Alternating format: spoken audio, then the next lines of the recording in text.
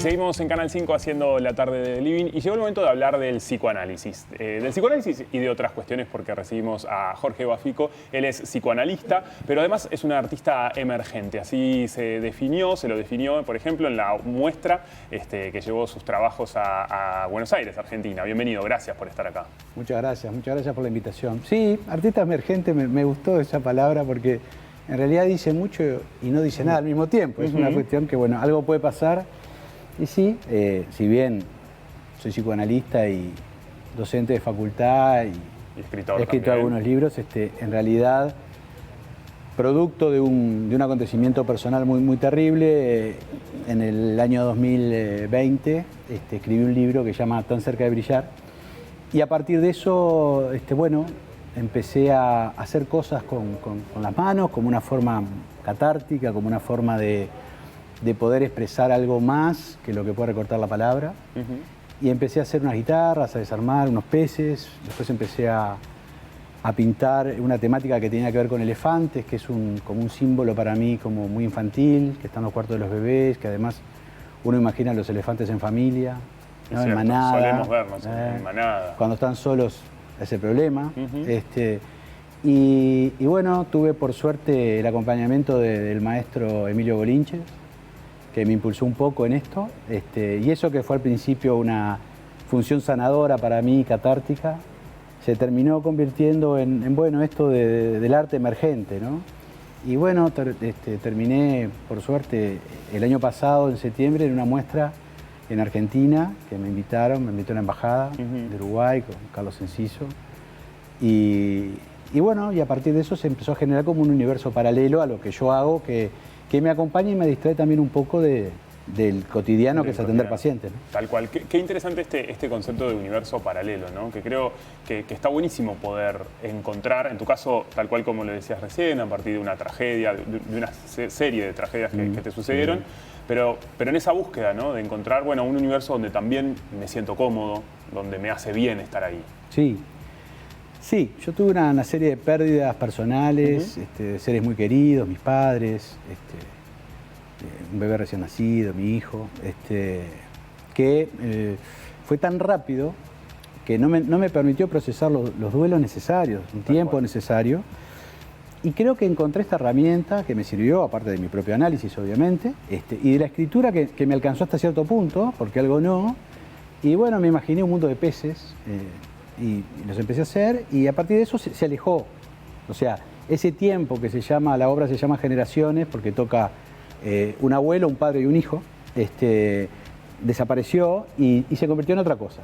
En una búsqueda diferente de buscar elementos que hay en la calle y juntarlos, reciclarlos, armar, poder hacer algo con lo inservible, con lo que ya no se usa, lo que ya no sirve. El poder transformar también, ¿no? Sí, algo ahí transformador, eso es. Y lo tomo como eso, como algo que me permite tener un espacio diferente a la angustia que uno escucha permanentemente en la clínica, ¿no? Que de alguna forma también nos afecta. Necesitamos las personas a veces salir de nuestra cotidianidad, ¿no? De lo que hacemos hace mucho tiempo y justamente encontrar ese otro lugar. Sí, en un tiempo donde justamente no hay tiempo, en un tiempo donde uno debe producir para consumir objetos, básicamente, lo que falta es lo más valioso, que es el tiempo. Entonces, poder darse la posibilidad de hacer algo, no importa qué, puede ser hacer ejercicio, reunirse con un amigo, lo que sea, me parece que es algo necesario y poco frecuente en esta época, ¿no? Porque todo es para producir, hasta cuando uno va al gimnasio es porque tiene que gastar tantas calorías, ¿no? O sea, no es lúdico. Yo creo que necesitamos una búsqueda de un objetivo. Sí, exacto. Un espacio lúdico de que uno, en el caso mío, yo tengo un tallercito que me olvido. Me olvido de todo y me meto en eso y me permite como romper un poco con la monotonía del día a día, ¿no? ¿Y cómo se encontró tu entorno con eso? Porque era algo distinto, empezar a verte, empezar a ir a tu muestra también. ¿Cómo fue para vos ese vínculo con tu entorno? Bueno, ya el tema de escribir libros y ser psicoanalista y ser docente de facultad hace tanto tiempo, hay una cosa ya media como heterogénea, ¿no? Claro. Si bien yo me nombro psicoanalista ante que todo, ¿no? Entonces, no creo que se haya sorprendido tanto la gente. Tampoco es que lo que hago es tan importante y tan visible. Pero mi entorno lo tomó muy bien porque además las cosas no son por casualidad. Yo creo que lo que yo hago tiene mucho que ver con la historia de mis padres. No con la muerte de mis padres, sino con la vida de mis padres. Tal cual. Yo me llamo Jorge Bafico, mi padre se llamaba Jorge Bafico y el nombre Jorge, mi padre no me lo puso por él, se lo puso por un tío que él admiraba. O sea, que hay un primer Jorge Bafico que es una generación, no la de mi padre, la otra. Una primera generación, yo soy la tercera de los Jorge. Y este tío que mi padre admiraba muchísimo era un hombre que pintaba, era un artista plástico. Mirá. Y mi madre, en sus últimos años, en sus últimos 15, 20 años, se dedicó a pintar. Si bien nunca vendió un cuadro, sí hizo alguna exposición.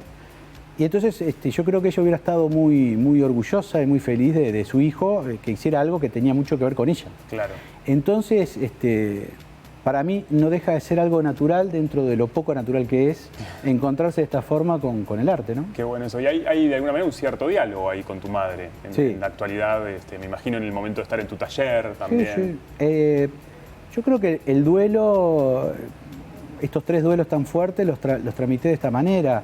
Empezando a hacer guitarras que tenía que ver con una guitarra de mi padre, que la desarmé y la armé de vuelta y fue un homenaje a él. O sea que la primera obra que yo hice, que nunca había hecho nada en mi vida, fue un homenaje a mi padre. Y a partir de eso dije, upa, se pueden hacer cosas.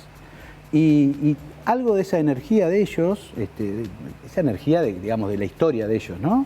Creo que también me ayudó a procesar esto, rescatar cosas de ellos, lo estoy pensando ahora contigo, ¿no? Sí, tal cual. Rescatar cosas de ellos que tenían que ver más con la vida que con la muerte. Claro. Sí, porque además esto que te ha tocado atravesar son cuestiones que claro, que uno no estará nunca preparado para eso, ¿no? Porque a veces, bueno, lo de las madres y padres, sí, llega un momento que se espera, pero el otro no. Entonces ahí es un vacío inmenso. Sí. Es muy difícil representar la muerte, imaginar la muerte. Cuando uno pasa por esa etapa, que es la primera etapa del duelo, uno no entiende nada de lo que está pasando, no logra calibrar. Claro. Y la gente viene y a uno le habla y le explica y le dice, y esas palabras que uno no logra entender, y uno necesita un tiempo porque la muerte no tiene representación, ¿no? Entonces, cada uno va haciendo lo que puede con el duelo y bueno, en los casos más complejos es cuando el sujeto queda como melancolizado, o sea, no puede salir de ese lugar, claro. No solamente en la muerte de un ser querido, puede ser en la separación, una ruptura amorosa. Sí, en un momento traumático, por así decirlo. Puede ser la pérdida de un trabajo, puede ser, ¿no? Y bueno, ahí justamente me parece que es importante que el sujeto pueda hacer algo con eso, pueda consultar, ¿no? Tal cual. También, bueno, otro de tus libros, de tus tantos libros, habla sobre el oficio, ¿no? de lo que haces y cómo es. ¿Cómo ves a nuestro país todavía? ¿Hay prejuicios frente al psicoanálisis? ¿Continúa eso que antes se decía? Viste que antes no era tan común decir, bueno, hago tal psicoanálisis. Y ahora yo creo que al menos las nuevas generaciones se habla más y hasta se valora eso, ¿no? El cuidado de la salud mental. Sí. Es interesante la pregunta que me haces porque me permite desplegar algo que de repente voy en contracorriente de muchos, hasta colegas. Estamos en un mundo donde la psicología pasó a ser un objeto de la cotidianeidad, un objeto más. Antes, como vos decís, ir al psicólogo era una cosa que uno no contaba, que le parecía como, ¿no? ¿Qué va a pensar el otro? Era mal visto. Hoy, ir al psicólogo está muy bien visto, por lo general. Es más, mucha gente se presenta desde ahí y dice, me alanizo con fulano de tal, como que eso fuera una especie de mérito, claro. ¿no?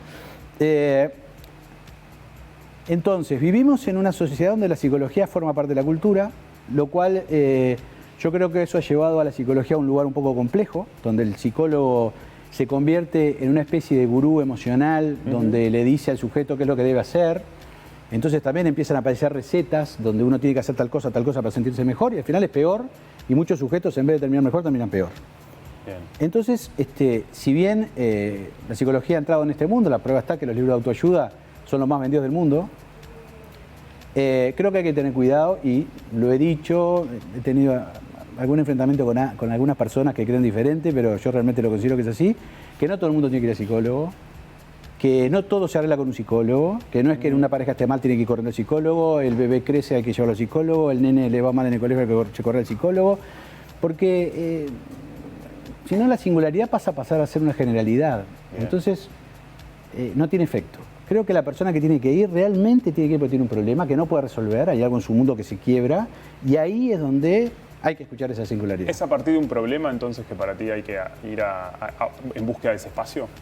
No es que sea puntualmente a partir de un problema, porque, a ver, no necesariamente uno va al psicólogo porque le pasó algo terrible. Capaz que esa persona fue a ver una película y esa película lo conmovió y le hizo pensar en toda su vida. O tiene una conversación con alguien y esa conversación le genera como algo interior donde se rompe un equilibrio, que no necesariamente tiene que ser un problema grave, pero sí tiene que ser algo que sea realmente sufriente para ese sujeto, que algo no está caminando en su vida. Claro. ¿Bien? Entonces ahí hay una búsqueda, hay una falta, hay una cosa que uno dice, bueno, tengo que ir con alguien que me ayude a pensar qué es lo que me pasa. Ahí es donde se puede producir algo. Bien. Si no, es un trámite más como uno puede ir al homeópata, al psiquiatra, no sé, al coach, al... Bueno, eso también es interesante, hacer la diferencia entre psicoanálisis y terapia, ¿no? Que las terapias también, hay muchísimas terapias alternativas, bueno, es como un abanico muy grande, pero son bien distintas lo que sucede ahí. Sí, si bien todos tenemos nuestro título de licenciado o de doctor en psicología, como es el caso mío, maestrías, ¿no? Todos surgimos por lo general de la facultad de psicología, tanto pública como privada. El tema es que ser psicoanalista no es una carrera universitaria, se requiere otro tipo de formación y yo no puedo hablar de todas las psicoterapias porque no las conozco, sería un atrevido, pero sí creo que el psicoanálisis se diferencia de la mayoría de las terapias. No digo todas porque no las conozco, pero de muchas, donde el analista no ocupa el lugar de ideal. No se pone como el ideal del paciente de qué es lo que debe hacer. Entonces son como territorios diferentes que si bien parecen parecidos, porque se trata de un consultorio, de una persona que los escucha, la técnica es totalmente diferente, que es un poco lo que yo planteo en este último libro que se llama El oficio del analista. Es un trabajo de varios años, de un seminario, tratando de pensar qué es lo que hace un analista, porque en realidad no es tan diferente como dice hay un cuidacoche en mi cuadra que es una especie de secretario personal ya a esta altura, porque me hace pasar los pacientes, no es un fenómeno. Y entonces yo de repente le digo,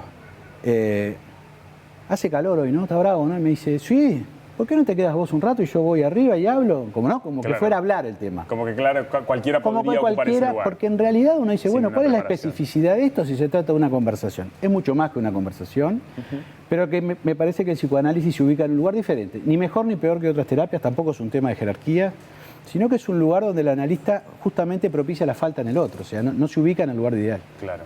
Y tu espacio, ¿no? como psicoanalista, ¿ha ido variando en la medida que, bueno, aparece el escritor, se empieza a desarrollar también el escritor, aparece el artista, ¿no? ¿Cuánto de eso se va involucrando en el espacio del psicoanálisis y en tu consultorio?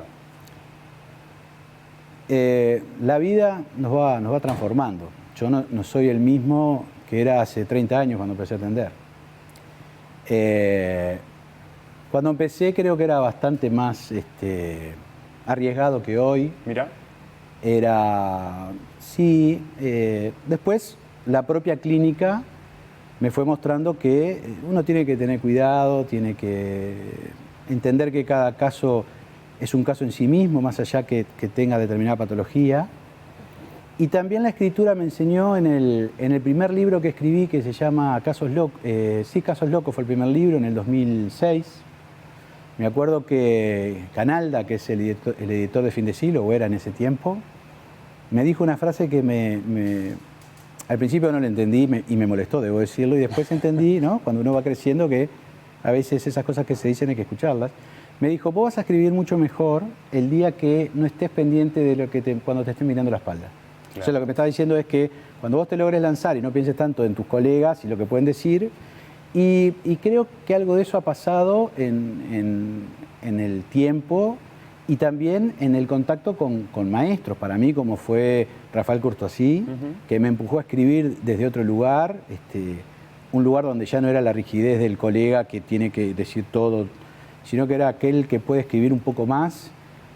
Y creo que el libro Tan cerca de brillar, que es mi libro más personal sin dudas, donde ahí yo lo escribo en la urgencia, lo escribo en muy poco tiempo, y donde ahí ya no estaba la presencia del otro mortificándome. Claro. Yo creo que en algún lado pongo algo así como que mis palabras eran lanzas para matar aquello que para mí era innombrable. Entonces, es una vida que pasó. Entonces, y por supuesto también creo que el arte, que es otro tipo de lenguaje, es una cosa donde justamente uno tiene una expresividad que no está regulada por la palabra, debe influir en lo próximo que escriba, en la medida que siga escribiendo, obviamente, ¿no? Sí, que seguro que sí. Y hoy esa mirada de los colegas está presente, porque ahí era un momento también sumamente intenso, pero hoy...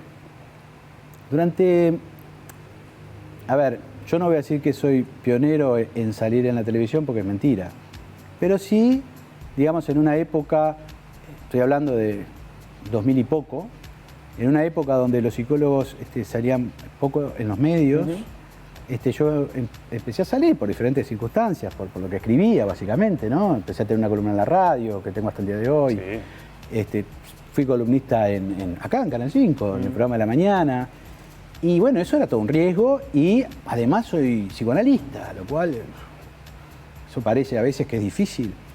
Sin embargo, al principio no digo que me afectaba, pero de repente alguna cosa que podía escuchar por ahí, media de costado. Claro. Y después me llamaba la atención que de repente alguna persona que decía alguna cosa, después salía en algún programa y ponía su foto de perfil con la foto del programa que había salido. Entonces me lo empecé a tomar menos en serio. Bien. Y lo importante para mí es que el psicoanálisis se pueda transmitir y genere efecto en la gente. Eso te iba a decir, ¿no? Creo que lo que hay que subrayar sobre todo esto es eso, es que se pueda dialogar más de estos temas, ¿no? Por supuesto. Yo creo que tú estés acá y hablemos de psicoanálisis, dispara quizás en la casa de la gente, la columna en la radio, que aparezca, y creo que eso está pasando, ¿no? No sé si lo percibís de esa manera. Sí. Yo tengo si bien yo ahora salgo muy poco en los medios, sobre todo en televisión, pero por un tema que me da todavía un poco de vergüenza salir en la cámara, aunque no parezca, me da un poco de vergüenza.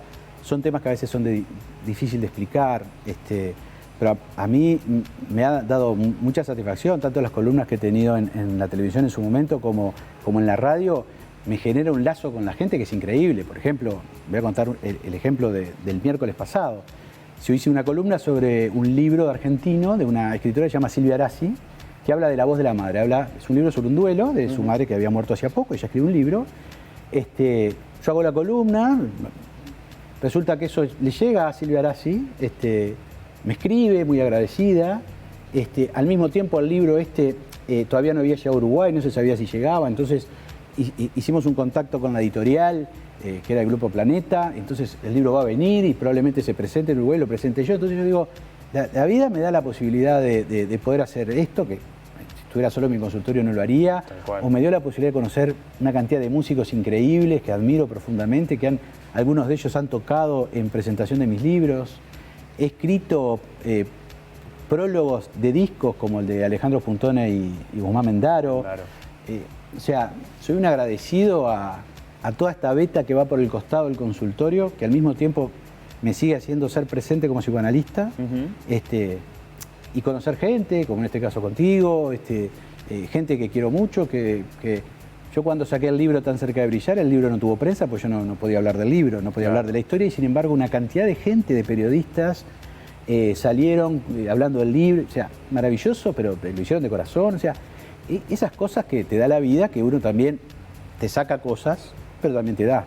Entonces, para mí fue y es absolutamente bueno todo lo que me ha pasado con el tema de los medios. Qué positivo eso, porque además también hablar de duelo es muy difícil, pero es algo que atravesamos todas las personas, ¿no? En algún momento, y que está bueno también hablarlo.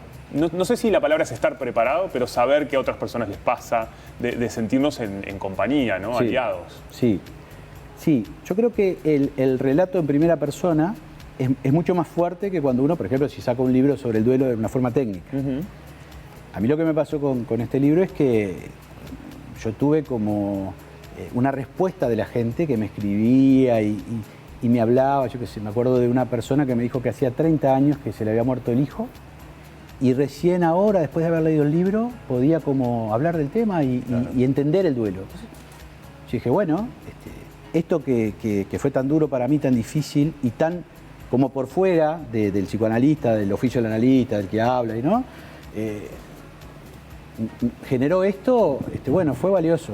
Para mí fue valioso, además de catártico, por supuesto, ¿no? Sin duda. Es de alguna manera también buscarle sentido a algunas cuestiones, darle un sentido, un objetivo. Vivimos buscando sentido, claro. Vivimos interpretando la realidad que es muchas veces ininterpretable. Las cosas que pasan en la vida no los vemos en la serie de televisión. Decimos, no, esto es imposible. Es verdad. Es increíble lo que pasa. Lo veo en una película y no lo creo. Lo que pasó ahora con la selección argentina, cuando se van a hacer el recibimiento, pero no se sabía dónde era. Iban en el ómnibus, un ómnibus abierto, no tenían baño. O sea, la gente se subía arriba. Una cosa que vos decís, pero esto no lo puede imaginar nadie, es increíble las cosas que pasan. Pero siempre estamos buscando un sentido. Bien, eso es interesante. Creo que ayuda también esto que decís de buscar un sentido, de buscar otros caminos, ¿no? El entender que, bueno, quizás uno va por este camino en la vida, pero a veces aparece un vuelco, pero se puede seguir por otro lado. Bueno, eso es lo que muchas veces pasa en el análisis. Claro. En el análisis uno va buscando una cosa y termina encontrando otra totalmente diferente, pero se dio la posibilidad de verlo y de arriesgarse a hacerlo. Porque siempre el lugar más fácil es el más sufriente por lo general. El lugar más fácil es quedarse con lo que uno tiene y decir, bueno, es lo que tengo, esto es así, y se entrega, ¿no? Y el análisis permite que uno se pueda liberar, pero para eso tiene que pasar un tiempo y mucha angustia, porque la angustia es lo que permite correrse. Es necesaria también que esté. Es necesaria. Y atravesarla. Hay que bancar la angustia en un tiempo donde no se banca la angustia, en un tiempo donde uno tiene un problemita, se angustia un poquito, va al médico y el médico dice, tome esta medicación. Claro. Y ninguna medicación va a ser efectiva, más allá que sirve. Hay medicaciones, psicofármacos que son imposibles de sustituir en algunas patologías, como la psicosis, pero no todo se arregla con una pastilla. Y la gente cree en este tiempo que todo se soluciona con una pastilla. Claro, buscamos una inmediatez también en eso. Estamos en el tiempo de la inmediatez. O sea, un audio de WhatsApp de 3 minutos parece eterno. No lo escuchan. Ahora hay, por suerte, esa función donde uno... Porque no se puede, parece que 3 minutos fuera la eternidad. Ese es el tiempo en el que estamos hoy. ¿Y es la ansiedad eso que aparece o hay otras cuestiones también que se van mezclando? Hoy, indudablemente, la vedette de la sintomatología actual es la ansiedad y la depresión. Son las dos caras de la moneda, ¿no? El sujeto vive ansioso, vive apurado, vive nervioso, tiene que hacer cosas, tiene que producir, tiene que demostrarle al otro que es bueno, que está feliz, tiene que subir cosas en las redes, que está bárbaro, que viaja, que hace esto, que hace el otro. Y el reverso es la depresión, porque muchas veces no se puede bancar esa vida de tanta exigencia. Tal cual. Estamos en un mundo donde estamos todo el tiempo conectados, todo hiperconectados, con una cantidad de estímulos que eso tiene un costo para todos. Por algo, la gente cada vez está más loca, es una realidad. Es loca en el sentido de la manifestación clínica, ¿no? Con ansiedades, con impulsividades, con intento de autoeliminación, con suicidio. O sea, se está notando eso mucho, es una realidad, en un mundo donde, bueno, por algo, Jacques Miller, un psicoanalista francés, es muy importante, creo que el referente en este momento del psicoanálisis, habla de un libro y dice, todos locos. Todos locos, no lo dice en un sentido peyorativo, dice, bueno, ¿qué nos está pasando en este mundo donde la cosa ya no está tanto regulado por el ideal, por la cosa más simbólica, ¿no? Donde todo es tan difuso, donde por un lado, en un juego como Gran Hermano, un programa, un reality Gran Hermano, proponemos que el otro sea un jugador, pero después lo cuestionamos moralmente en las redes. Entonces el mundo empieza a estar muy entreverado. Muy entreverado, y así hasta perverso. Y así estamos. Jorge, siempre es un gusto charlar contigo y escucharte, porque la verdad que son varios los disparadores, ¿no? Que obviamente y nos quedaríamos mucho tiempo porque creo que hay que resaltar lo importante de hablar de psicoanálisis y sobre todo del autoconocerse. Por si supuesto. es el psicoanálisis u otras cuestiones. Buscar pero eso, el camino que cada uno considere necesario, pero no callar aquello de lo que lo aqueja y no tiene solución para él. Bien. Eso es lo peor. Porque cuando algo se le cierra la puerta, aparece por la ventana. Totalmente. Y eso es un problema. Bien, gran esa mirada. Si la gente quiere encontrar los libros, ¿están en las librerías o...? En general están si no se contactan casi contigo todos. por redes. Yo no. Librería, vayan a la librería.